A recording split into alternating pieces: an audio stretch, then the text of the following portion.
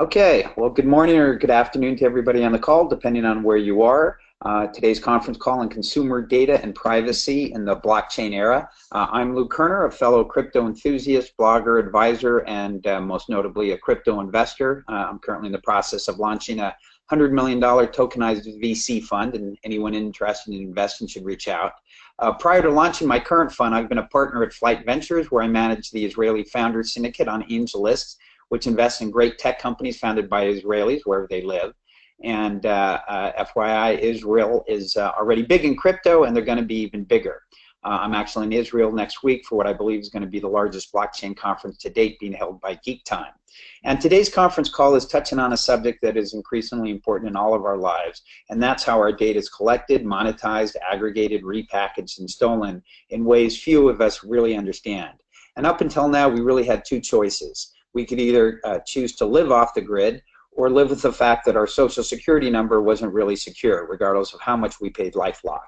But all that is going to change with the advent of blockchain, cryptocurrency, smart contracts, and decentralization. So for today's call, we're fortunate to have four thought leaders on data and privacy who are all looking at this issue from different angles. And we're going to start the call with Roger Henney, CEO of Datum. We'll then hear from Paul Mahone, co-founder and UI lead developer of BitBoost. After Paul, we'll hear from Jonathan Meary, founder and CEO of Barrel Protocol, and we'll finish with Linda Butcher, co-founder and CMO of RewardsToken.io. And after Linda, we'll curate questions from the audience that you can type into the chat box on GoToWebinar.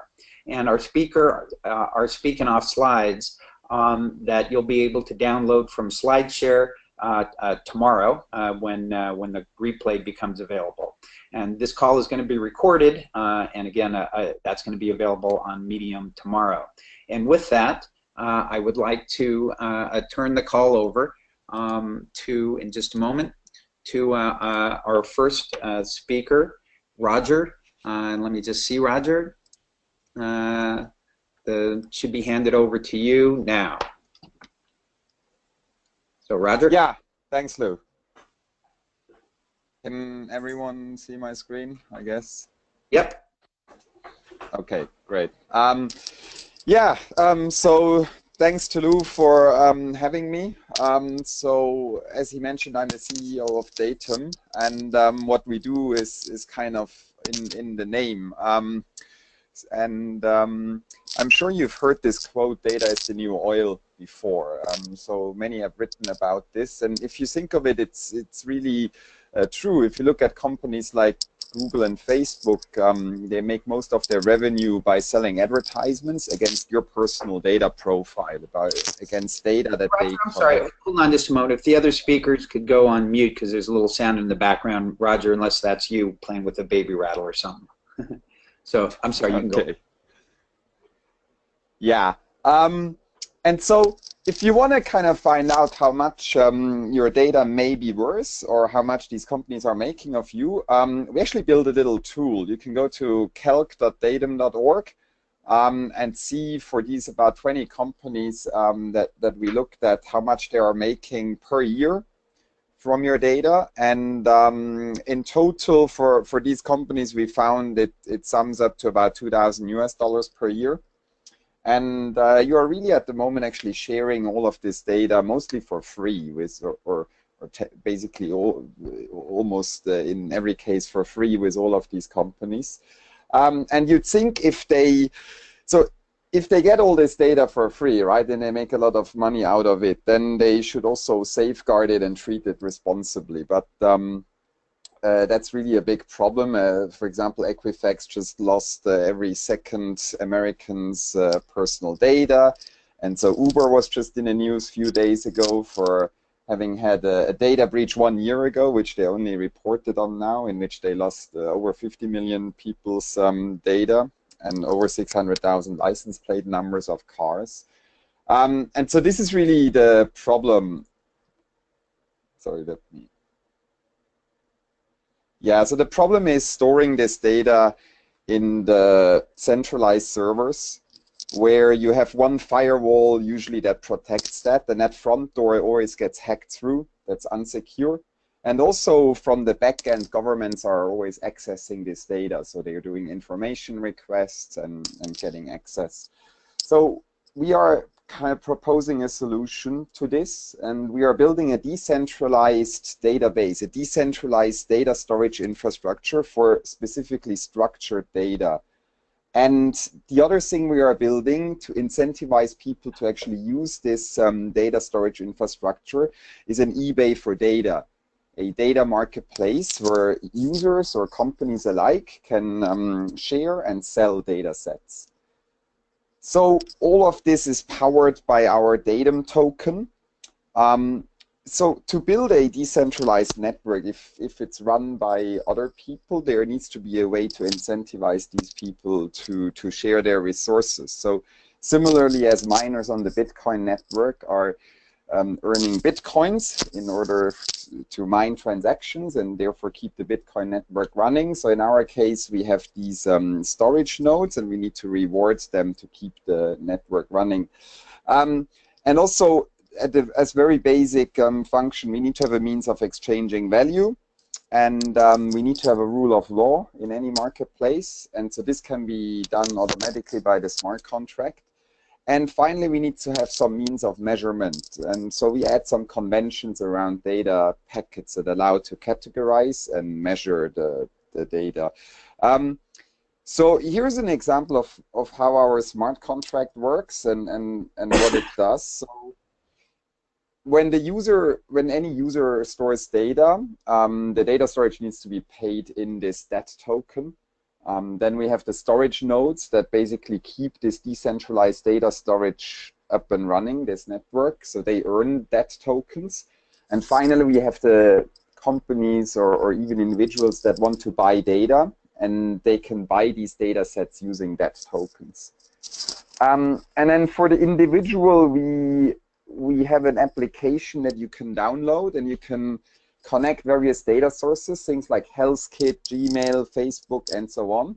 And we help you to vacuum up all of this data, put it securely on the Datum network, and then you can decide if you want to share this data with anyone or sell this data even to companies in reward for that tokens.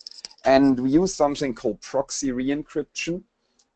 That's very key to our technology because it allows us to securely share data and re-encrypt data to a data buyer's or data consumer's public key, so that person can decrypt the data that was shared or sold, but the network itself can at no point decrypt the data. So we can't access your data, nor can the Datum network itself. Only the intended buyer can access the data. And we already have 2 hardware products that are on track to implement Datum. So this will be the first Datum-enabled product. What that means is the data of these products directly goes securely into the Datum network and is not stored on a centralized server. And actually, if you're interested in gadgets or holiday gifts that respect your privacy, Mozilla actually released just a few weeks ago an excellent gift guide about gadgets that do respect your privacy and which ones actually don't. And then we have the Datum API. So this is really a replacement for things like Google Firebase or Parse.com. So those are database as service offerings that developers use. So nowadays, if someone just builds a mobile app, they don't want to run their own database. So usually they use some sort of database as a service offering. And so we're trying to offer a decentralized alternative to something like Google Firebase. And then, of course, we need a blockchain explorer as well, or a sort of a dashboard to see what's going on in the marketplace. So you can actually have a look at our test network on dashboard.datum.org, and you can also see a demo app at demo.datum.org. And so this idea of taking back your data ownership and reclaiming your data ownership is really getting lots of traction. So we tweet a lot around the hashtag #TakeBackYourData. And we have over 75,000 people actually signed up, waiting for our beta application. And yeah, you can even see William Shatner, Captain Kirk on our website explaining what we do. Can you play that? Is that a 9-second clip you have? I'd have to pull it up. Oh no, okay, that's okay. Yeah, I don't have it. Looks like it's directly. Yeah, it's directly on our website, so people can see it there. Yeah, and so we're 3 Swiss co-founders. Our team, in the meanwhile, is already 17 people. We have 7 developers, and one of our advisors is Jane Metcalf. She's one of the co-founder of the Wired magazine. And yeah, she's also very passionate about this idea that we can, retake the data ownership and get more rights into individuals' hands around how their data is stored and how their data is being used, and ultimately also allow monetization of this data by individuals, right? It's not really okay that Google and Facebook are taking all of this data and making so much money out of each user every year without returning anything to the individual user. And we do have a token sale running. It actually ends this Wednesday, so you can find all the details on our website as well. Okay. Let's see. Well, that was terrific. Thanks a lot for that, Roger. And now we're going to turn the call over actually to Jonathan Mary with Beryl. Jonathan. Hi everyone. Can you hear me? Yeah, we can hear you. Waiting for the screen to turn over.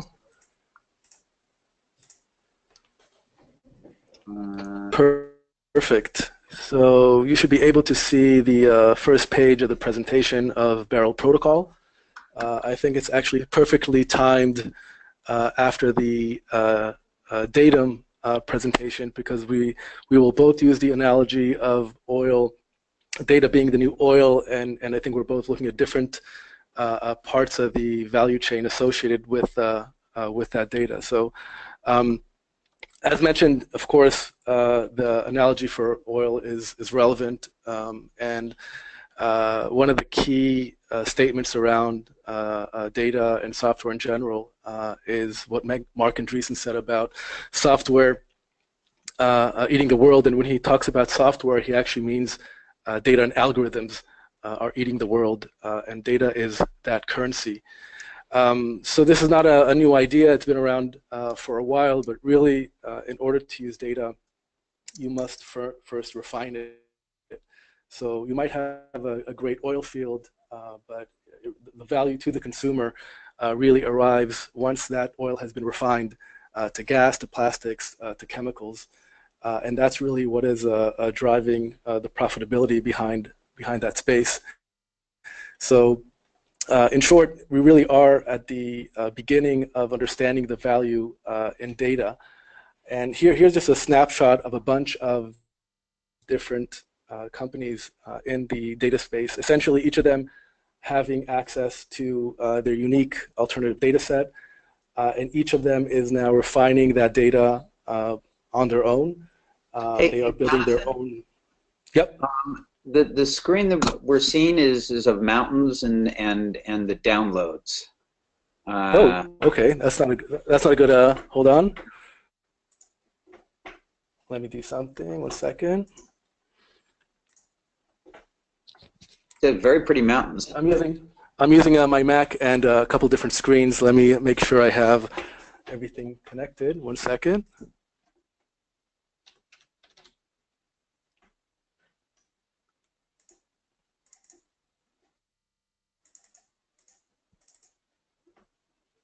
There we go. Displays, arrangement. Yeah, we'll be able to edit this out on the replay. Not a problem. You had your act together. There you go. All right. Are you able to see it now? Nope. We kind of see part of it. You want to go through it, or why don't we see if you can do you think you can figure it out? Should we go to somebody else while you figure it out, or? Hold on 1 second. Let me try it again. Okay, how about now? Nope. Again, you should just, so you can either do your presentation without your presentation, or why don't we see if you can figure it out? I can do it without the presentation. I'll just talk through it, and if people are interested in all the funky slides, then we'll make sure it's online so they can use it. Let me jump in and kind of go to the motivation behind doing this and the problem that we found. I'll provide a little bit about background on my background, my personal background, and how we came to this. I think it will inform the problem that we discovered in the market and how we got to where we are today. Beryl is sponsored by a company called Superfly Insight, which I am their CEO. Superfly, as some people might remember, started in the consumer travel space. We built a search engine for flights, which was rivaling Kayak. We wanted to build a personalized approach to flight search. We were a TechCrunch Disrupt. We were a finalist on stage. And over time, we realized there's actually a lot more value in the personalization technology that we developed, the ability to track consumers' miles and points, learn about their history.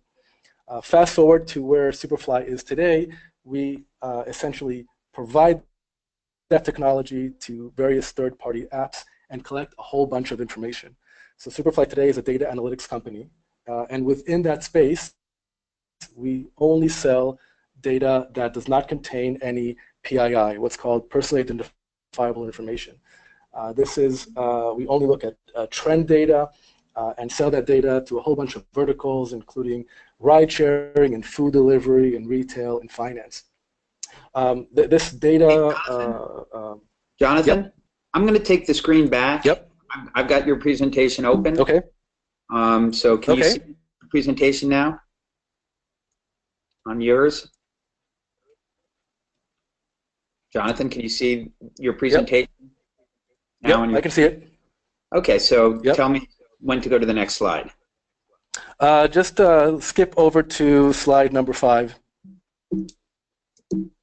Okay. Of course, now I'm not able to move over to the next slide. I'll keep on talking, and you just, whenever you feel the right presentation, the right slide is up, just go through it. The point is today, when you buy and sell data, the serious companies that are buying data, these are the big ride-sharing companies, the big food delivery companies, hedge funds, the big retail companies, are very much concerned about privacy and compliance. Privacy is very simple to understand. Are you able to identify a unique user? So they don't want to have any unique identifiers, no social security numbers, no email addresses, no phone numbers. There's also this concept of compliance.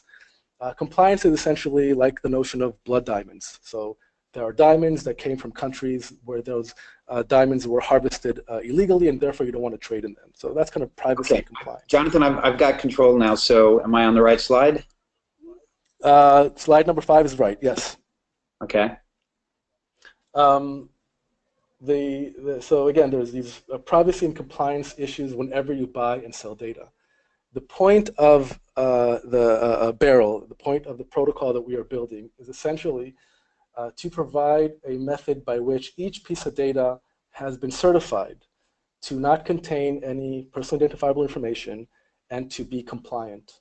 And once that piece of data has been gone through the process, it gets a stamp, cryptographically signed, that piece of data has been refined, it doesn't contain PII, and can be now bought and sold on the free market.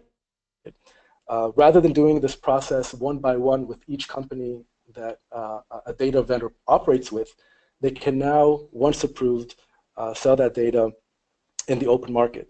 So if you want to take a step back and think about the data world, and I think everyone by now understands the value in data, is a world where we once had just oil to the world that we believe will have various types of derivative products, like plastic, like polyurethane, like jet fuel. And the blockchain really enables that technology, so that every time you go and fill up gas in your car, you know that you're getting 89 octane for gasoline, as opposed to what's happening today, which every company has to go through their own refinery process, their own checks for privacy and compliance.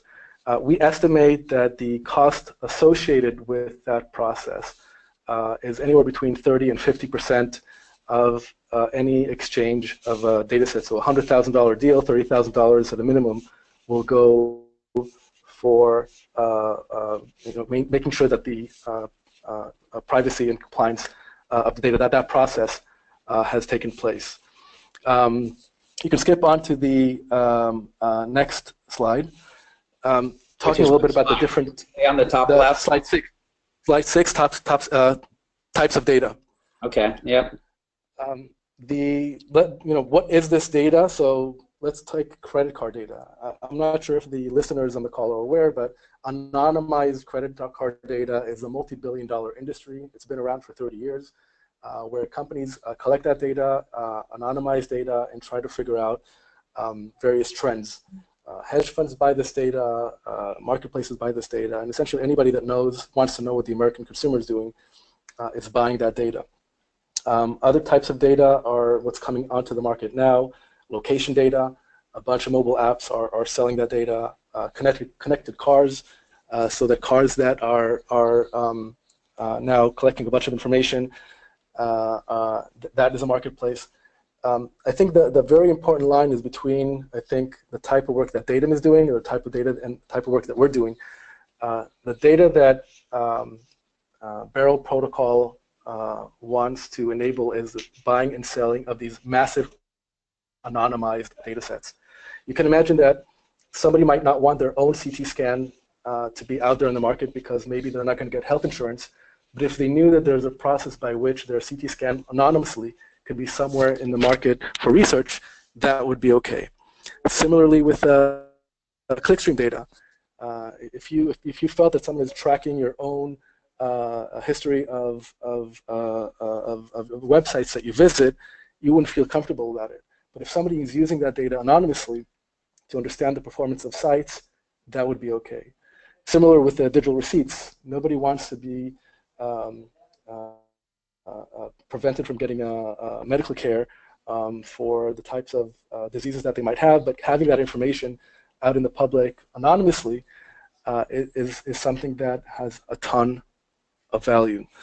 So kind of to wrap up the notion of what is possible to do with blockchain technology that was never able before with previous technologies. And as Datum CEO said correctly, 95% of the data that we're collecting today is going up to Google and Facebook, our location, our friends, the context in which we're interacting with people. All that is going in one direction. I think where we're planning to go here is to build a refinery to remove the impurities associated with data. And the impurities in this case is anything that can be tracked back to you. Clearly email addresses, clearly social securities. If you live in an address that has a single home in it, then make sure that that address is bubbled up to the zip code and not the street address. So there's a whole bunch of things that we have been doing in terms of refining digital receipts. The protocol comes and opens that to various types of data sets out there. And the only thing that you must maintain, just like a barrel of oil, just like gasoline, is that you know that in that barrel there is a check. You can test the barrel. You can see what's inside of it. It doesn't mean that you own what's inside of it. It just means that you can check the quality of it. And just like a barrel of oil goes to any port, in that port someone can put in and check the quality of the oil, see where it came from, and then move it on. And we believe that the value of the barrel will be derived by the fact that people use it and find value in using that barrel again and again. So any data that's purchased with this coin should be, in fact, private data and compliant data. And this is really something that's enabled. Yeah.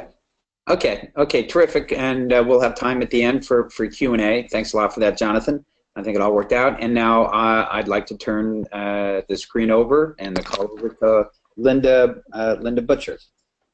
Linda? Hello, everyone. Hope everyone had a nice Thanksgiving. I'm always, at this time of year, it's hard to get back in the swing of things after Thanksgiving between Christmas. All right, so can you see my screen now? Yep. Okay. So, like I said, my name's Linda Butcher. I'm the co-founder of Rewards. My partner and co-founder was going to try to make it, but he had a prior commitment. So I want to just talk a little bit about kind of our background and experience and where we are.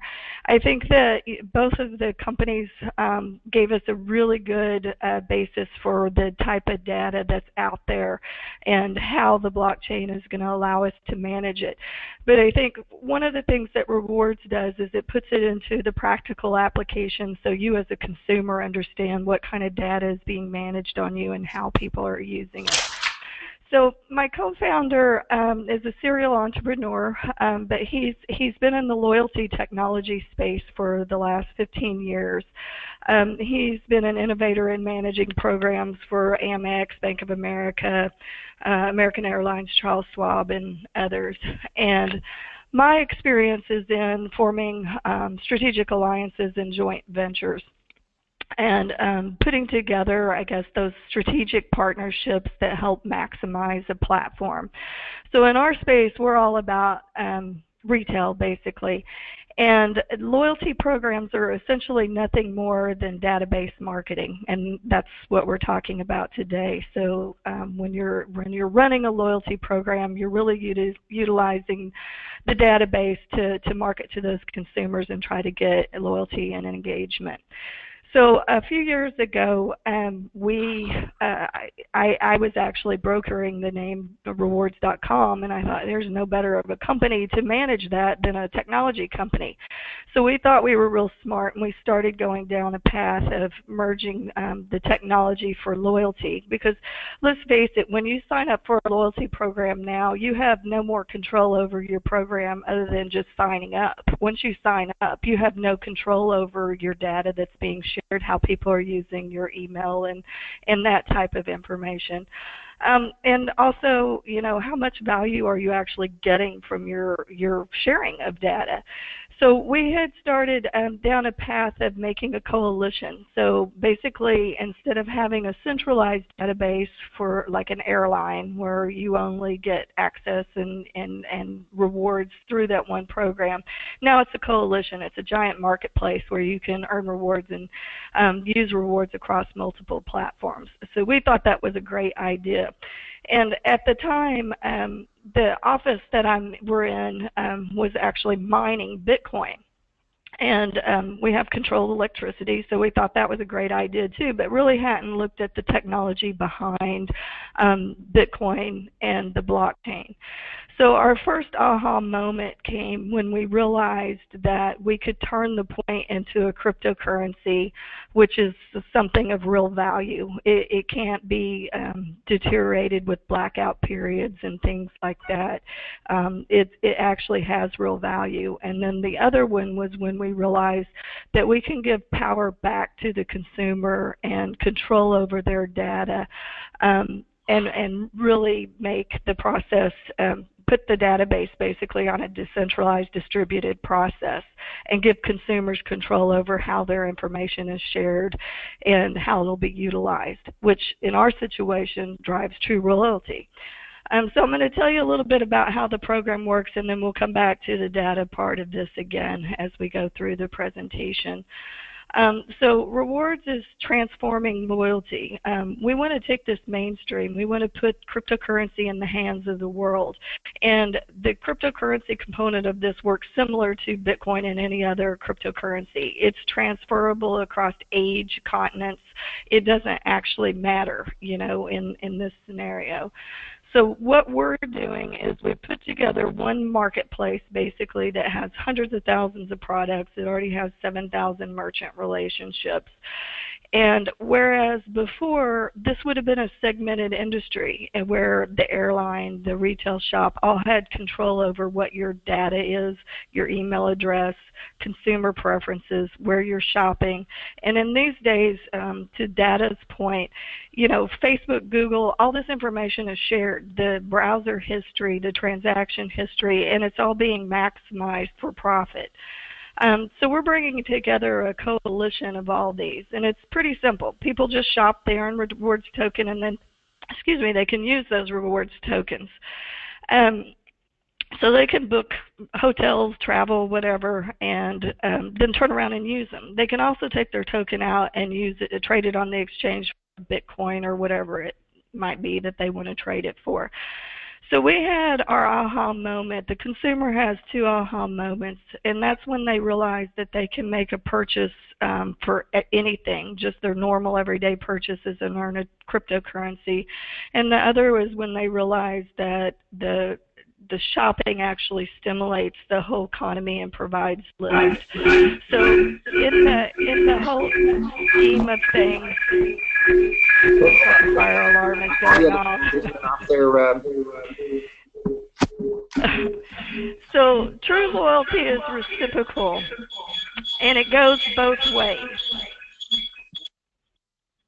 And as far as data has been managed in the past from a loyalty perspective, I know we're putting a little bit different spin on it.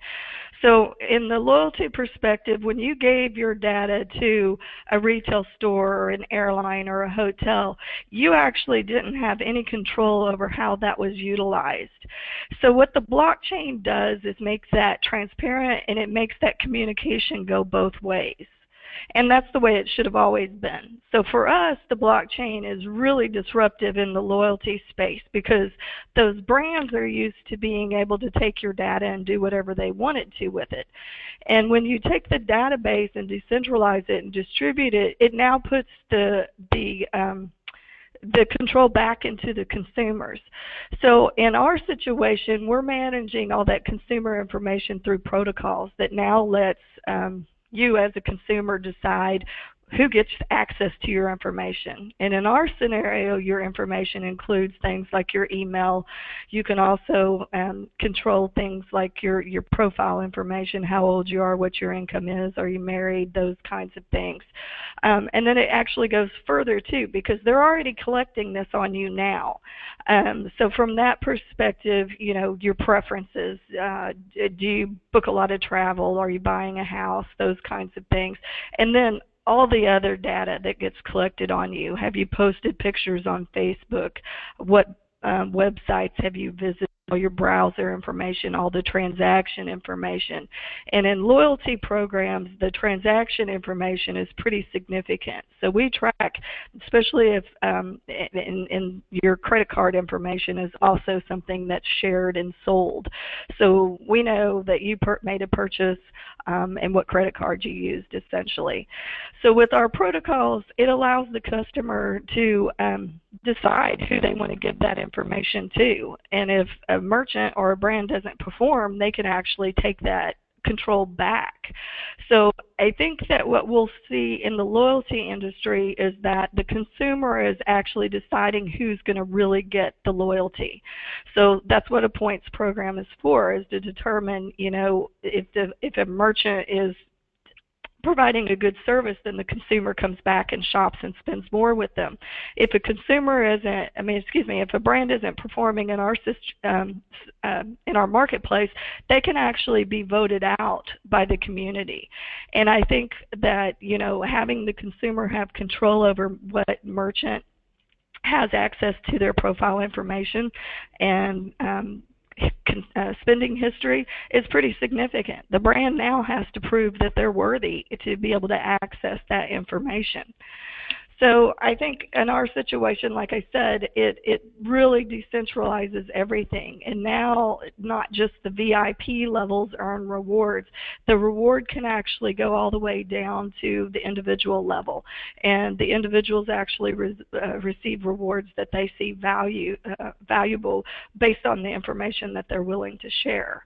And it's not localized either. So an airline is not going to be the only one that has access to that data. It's decentralized and visible to everyone. So now everyone has access to that information, and it's not being bought and sold and traded.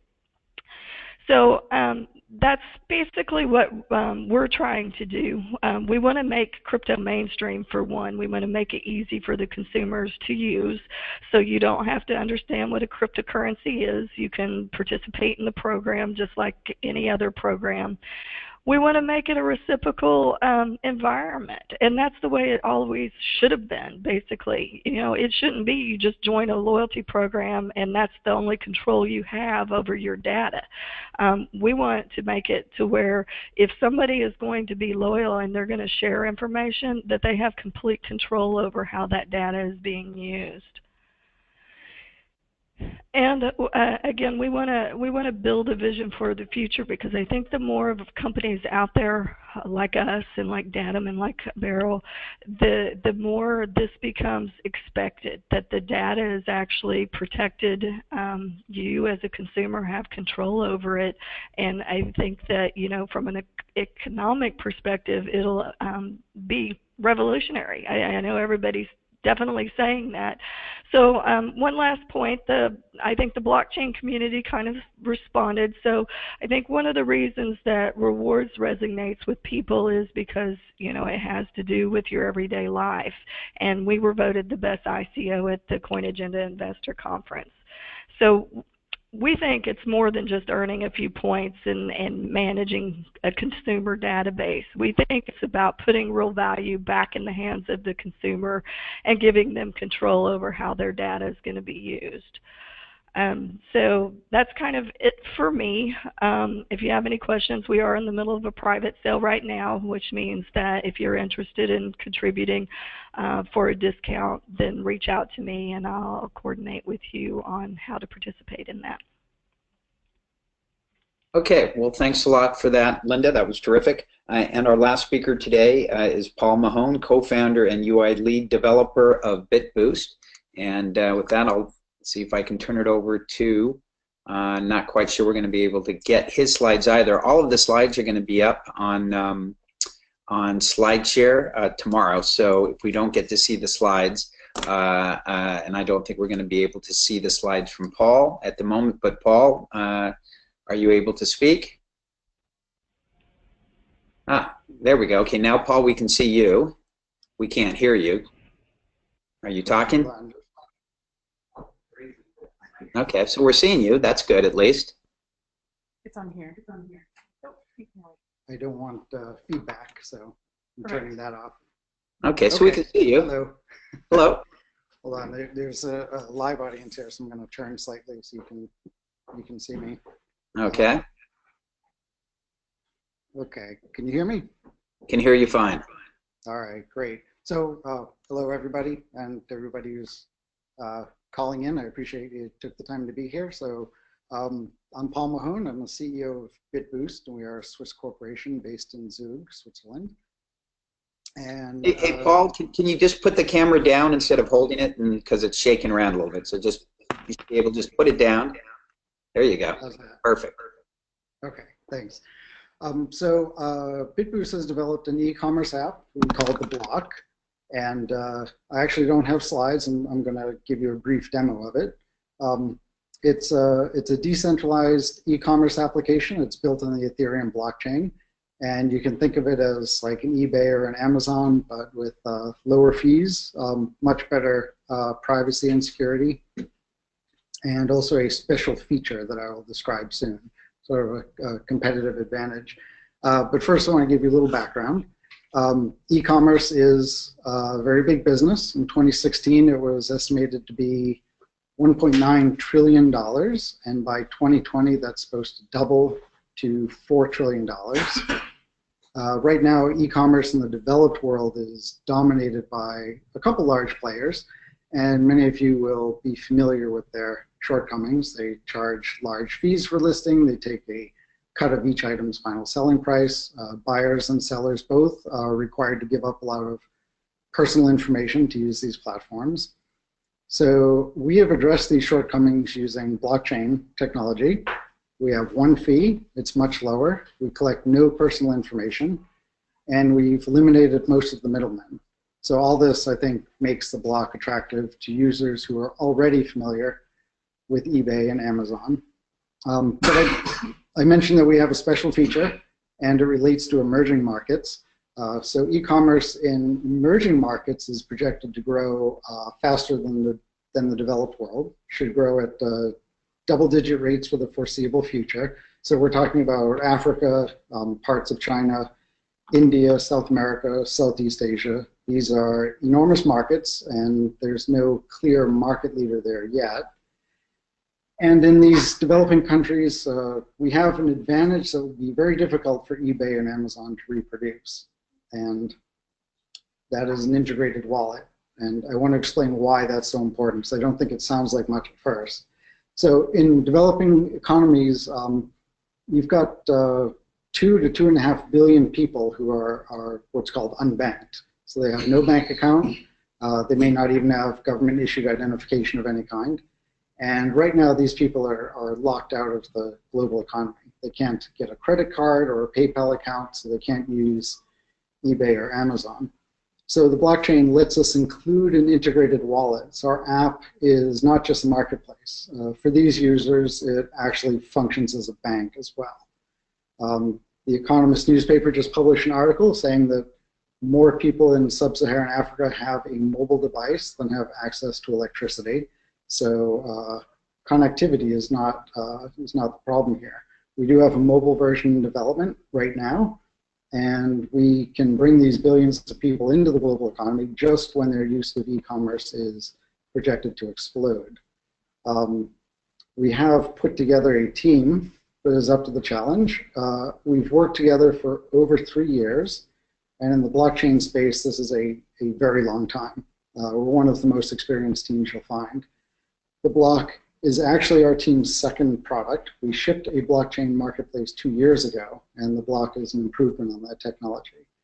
We've been working on this for over 2.5 years, and in that time, we've built the core technology, desktop apps for 3 different operating systems, a web version, a version that works inside a mobile Ethereum wallet called Status for smartphones, and we have 2 mobile versions for one for Android, one for iOS. They're under development right now, and the beta for those should be ready by December 20th.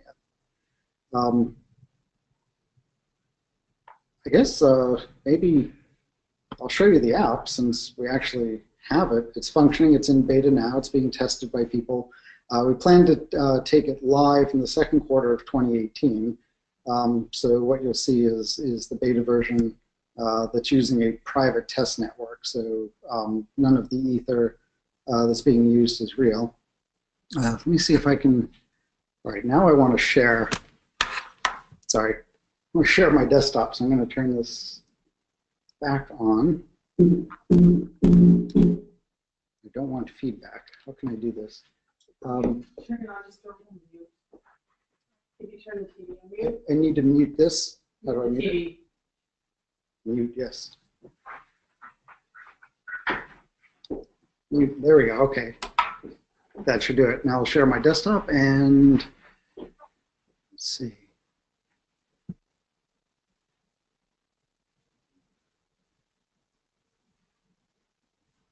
Okay.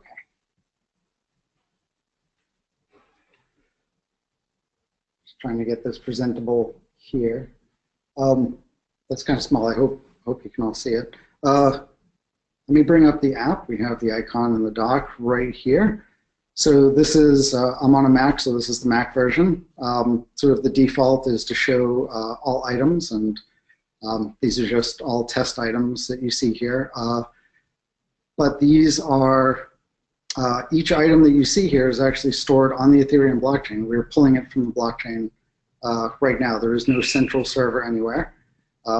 We can include images. We have a description of the item. If I were to look at something that I didn't post, you'll see I'm able to buy it or buy more than one. You can send an encrypted message. We also have built-in chat between buyer and seller, which you can initiate just when you're looking at an item. We have a very, very fast search. There's some clever technology that went into this. So even though this is on the blockchain, you can search quickly. Why don't I try searching for Hulk and see what happens? Hulk. So even though this is from the blockchain, it's lightning fast. We are aiming for a global market, so we've been localized in 10 languages so far, and we want to launch with at least 20. So we've got Chinese, Japanese, Hindi, Arabic, trying to hit all the big countries. And sorry, say that again. No, I just said we can see the language. Just, if you want to finish up with kind of a last point, we're going to move to the Q&A. Sure. So let me.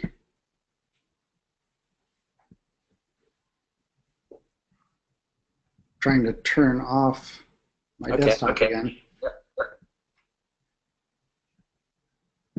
So I think now we. I don't know if there's any points you wanted to make before we go to the Q&A. Yeah, just to say we've actually already had our ICO, but we do have tokens still available for people who are interested. And like I said, we'll take this live in the second quarter of 2018. But if you want, you can go to our website, bitboost.net, and download the beta and try it out yourself right now. Okay, well, perfect. So with that, let's take it back from you. Just a moment. Let's see. Okay, we should now be seeing hopefully my screen. Well, nothing's easy here. Yep. So you see my screen now? Are you still? Yep. Okay, I'm back on my screen. There you go. So with that, I'm going to curate some of the questions, and if anybody has questions, feel free to type them into the chat box. One of the questions we've gotten from several folks is, what everybody is doing with regards to the upcoming GDRP, and so why don't we start? Roger, I don't know, do you have any thoughts on that you'd like to share? Yeah, so of course from our point of view, GDPR doesn't go far enough. But for example, one thing that it does is it gives everyone the right to have their data deleted, which is pretty essential. But we basically would hope that they would start to go even beyond that and start to go towards solutions like the Datum Network, where the people really control their own data, and the data is stored under the user's private key, and then the access is delegated or shared back to the company, right? Because at the moment, the most privacy policies are actually the opposite of a privacy policy, or the opposite of what it should do. It takes the rights away from users and gives all the rights of the data to the companies, and we don't think that's right. Okay. And Jonathan, do you have anything to add to that with regards to GDRP? Yeah, so first, GDPR. So I think it's a they really put a line in the sand, and I think it's a good line.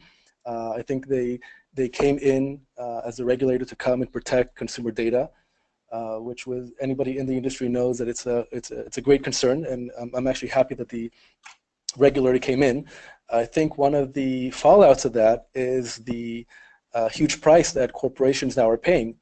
So even when you have a deal, and I've seen this firsthand, when a company doesn't want to sell any PII data, and the buying company doesn't want to buy any PII data, there's a very high cost associated with that transaction.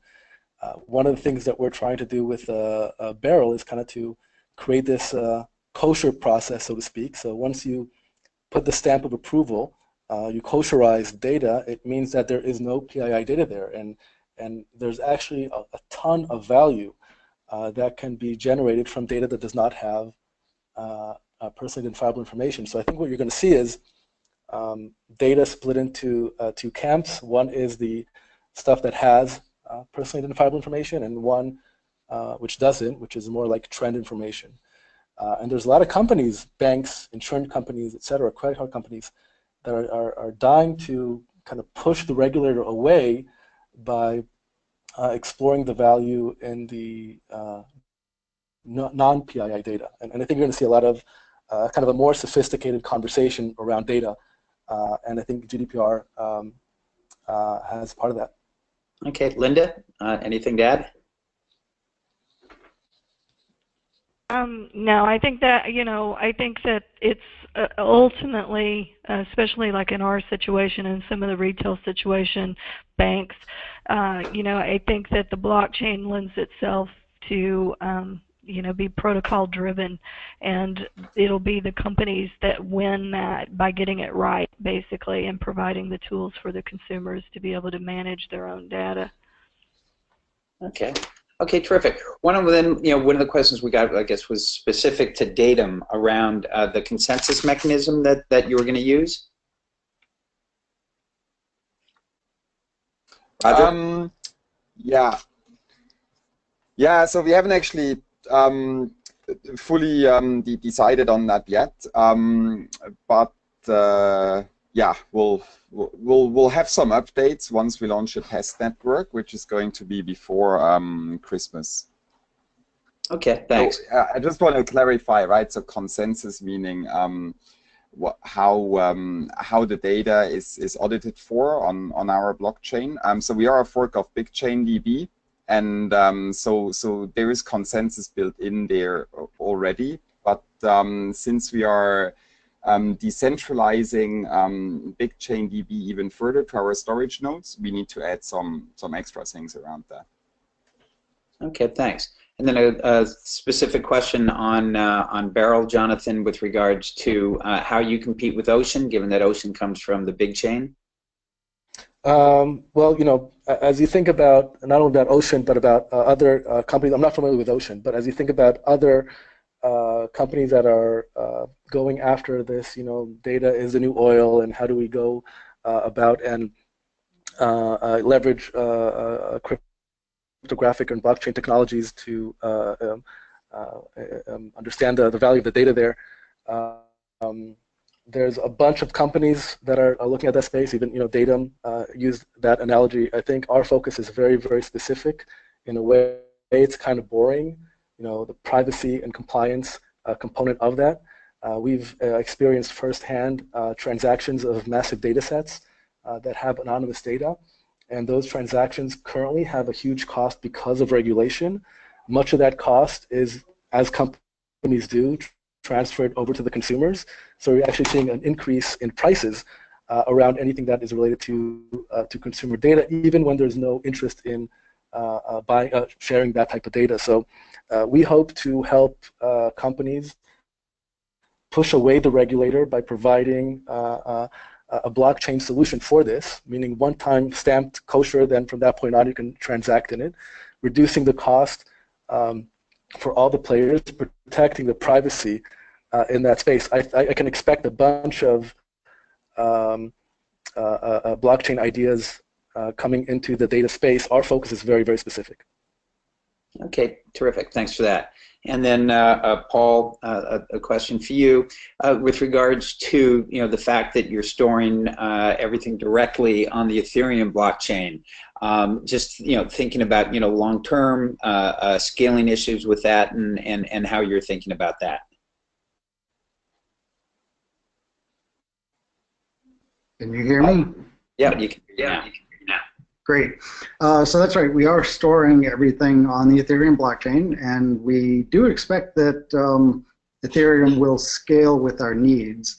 But one of the ways we manage the data that we have on the blockchain is through the use of caching servers that we control that gather certain types of data and keep those data points available to the client app so that it can get to them quickly. It's not necessary for the app to run. It can run purely in a blockchain mode. It's just a convenience for the user to make things much faster. Okay, thanks. And then a question for Lyndon, rewards. How much of the approach that you're taking depends on changing the agreements that govern most of the loyalty programs, including the ability to redeem points against different vendors as opposed to keeping everything on the blockchain? I guess we're a little bit different than that. So we already have 7,000 merchant relationships, and I think to the wallet example that was given before and how we're utilizing this as a currency, rewards is actually managing all that process. So when somebody earns, it goes into their rewards wallet essentially, and it sits there until they decide what they want to do with it.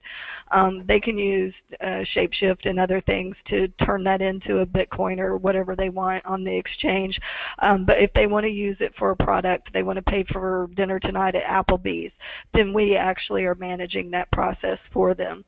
So back to my point about we're trying to take this mainstream is we have 7,000 relationships now, and we're doing that conversion in a variety of ways. The more this becomes accepted, the more ability a merchant has to take a cryptocurrency directly.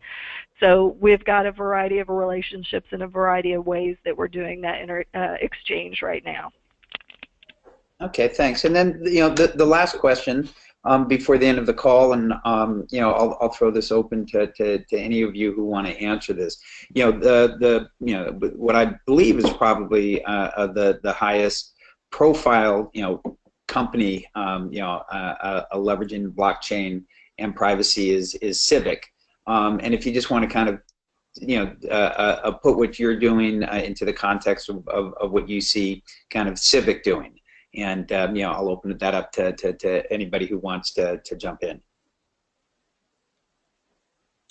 So in case of Datum, we're actually looking at integrating Civic, and another big one that essentially does the same thing is Uport, which is another blockchain.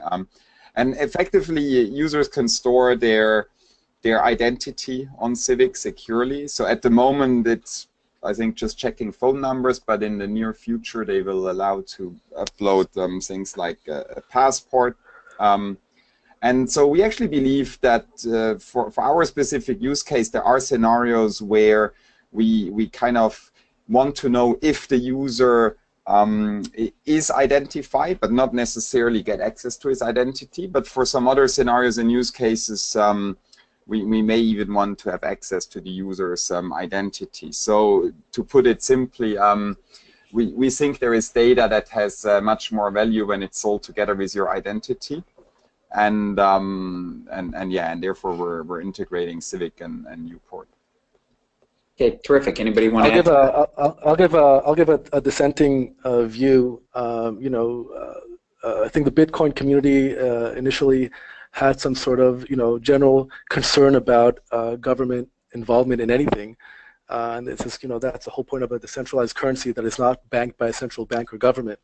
But if you look at things historically, oftentimes regulation came in and was a counterbalance to big business, and was able to keep big business at bay, big corporate America at bay, because they had the control of government.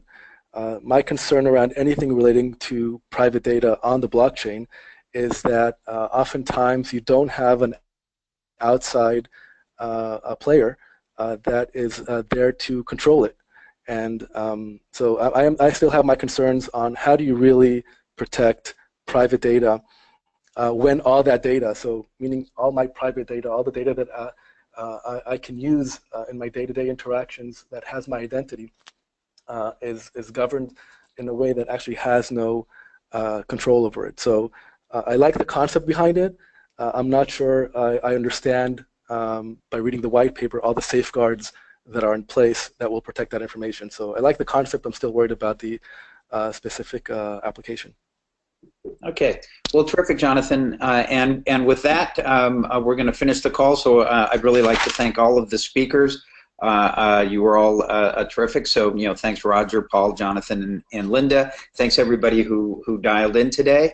And as I said, the slides will be up for the three speakers that had slides on SlideShare tomorrow for anybody who wants to see them. And the links will be on the Medium invite, which is on my Medium page at Lou Kerner. So thanks everybody, and have a good day. Thanks, Lou. Thanks.